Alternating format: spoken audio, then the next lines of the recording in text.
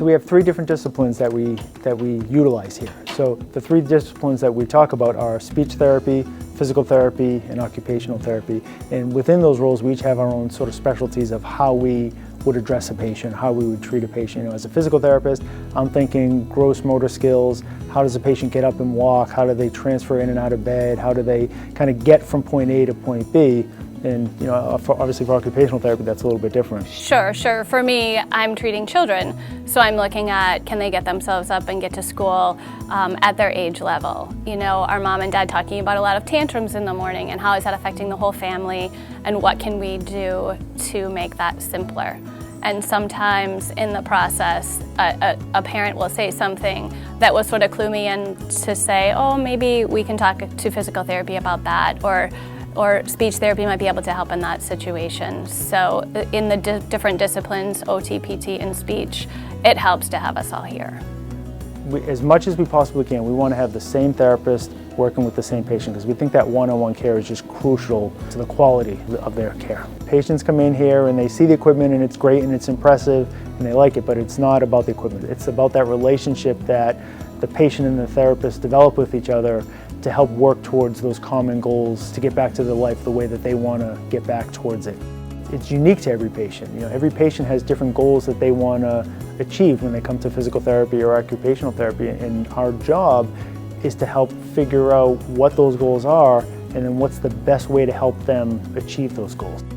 I believe the family is key to the success of the child, and they are the ones that are with their children. I consider myself a coach, and the parents are the captains, and I'm sort of coaching from the sidelines. They're with me 1 hour a week usually. I fully understand and respect that everyone's culture and family environment and the dynamics with everyone's family is so different that I have to really listen to what the family wants and understand where they're coming from.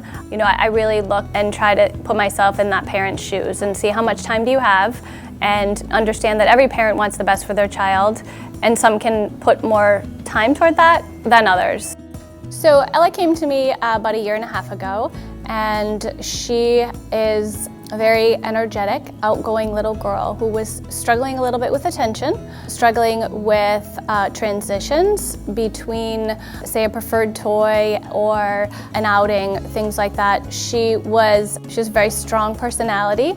She didn't like to do the things that were difficult for her. So she was very aware of what was challenging for her. She had some visual motor issues, some fine motor issues, and the left side and the right side of her body weren't necessarily working together for her to her benefit.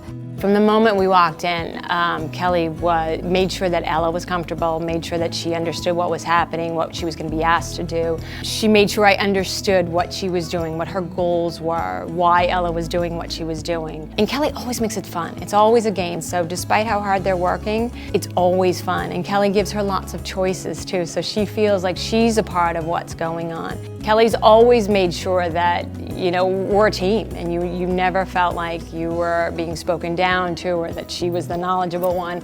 We've always been a team working for the best for Ella.